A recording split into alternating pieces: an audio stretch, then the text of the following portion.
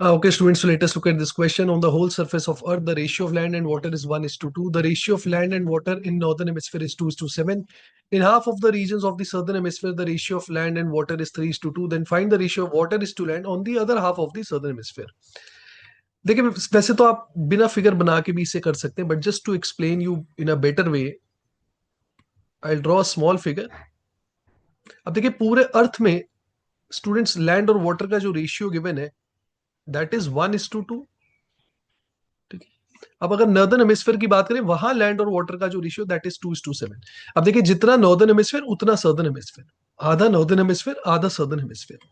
तो अगर northern hemisphere की बात करें तो यहां जो लैंड और वाटर का रेशियो है स्टूडेंट्स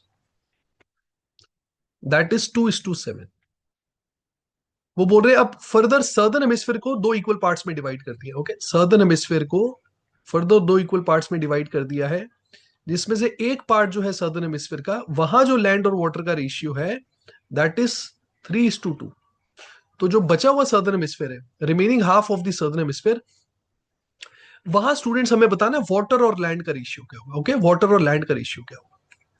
अब देखिए स्टूडेंट्स, आप कोई भी वैल्यूज एज्यूम करके इसे सॉल्व कर सकते हैं, क्योंकि आप देखिए पूरा क्वेश्चन सिर्फ रेशियो के टर्म्स पे है.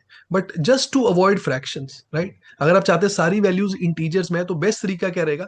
आप देखिए यहाँ टोटल 3 पार्ट्स है ना. 1 + 2 इज 3, 2 + 7 इज 9, 3 + 2 इज 5. एक जगह 3 पार्ट है, एक जगह 9 पार्ट है, एक जगह 5 पार्ट है. तो आप एक ऐसा नंबर ले ले जो 3, 9 और 5 का मल्टीपल हो. ऐसा सबसे छोटा नंबर है 45. I'll assume all the numbers to be multiple of 45.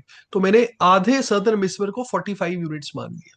तो कहने से ये जो दूसरा हाफ है सदर्न हेमिस्फीयर का, जो दूसरा हाफ है सदर्न हेमिस्फीयर का, वो भी 45 यूनिट्स का हो जाएगा. दैट मीन्स पूरा सदर्न हेमिस्फीयर 90 यूनिट्स का है. अब जितना सदर्न हेमिस्फीयर उतना नॉर्दर्न हेमिस्फीयर, तो नॉर्दर्न हेमिस्फीयर भी 90 यूनिट्स का हो जाएगा. आप देख सकते हैं पूरा अर्थ स्टूडेंट्स हो जाएगा 180 यूनिट्स का. तो देखिए, ये बेस्ट वैल्यूज रहेंगी, सारी वैल्यूज आपकी इंटीजर्स में आ जाएंगी. अगर पूरा अर्थ 180 यूनिट्स का है तो लैंड कितना हो जाएगा, that will be 1/3 of 180 which is 60. Water will be 120. ऐसी अगर नॉर्दर्न हेमिस्फीयर में बात करूं तो 2:7 के रेशियो में अगर 90 को डिवाइड करूं तो नॉर्दर्न हेमिस्फीयर में लैंड कितना आ जाएगा, that will be 20, water will be 70. And similarly students, southern hemisphere का जो हाफ पार्ट है 45 units, if I divide that in the ratio of 3:2, so this will be 3/5, land will be 3/5 of 45, which comes out to be 27. Water comes out to be 18. अब देखिए, बहुत ही आसान है solve करना.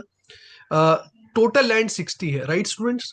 Total land is 60 units, जिसमें से northern hemisphere में से 20 आ गया, और आधे सदर्न हेमिस्फीयर से लैंड कितना आ गया, 27 आ गया. तो ये टोटल लैंड 60 है. 60 में से अगर मैं स्टूडेंट्स ये 20 और 27 माइनस कर दूं, 47 माइनस कर दूं, so land comes out to be 13. अब देखिए, आधा सदर्न हेमिस्फीयर है 45 यूनिट्स का, जिसमें से लैंड 13 यूनिट्स है. 45 में से अगर 13 कम कर दूं तो वाटर आ जाएगा, which comes out to be 32 units. अब यहां स्टूडेंट्स हमें बताना था वाटर और लैंड का ratio. So water is to land, 32:13 will be the correct answer. I hope this question is clear to everyone.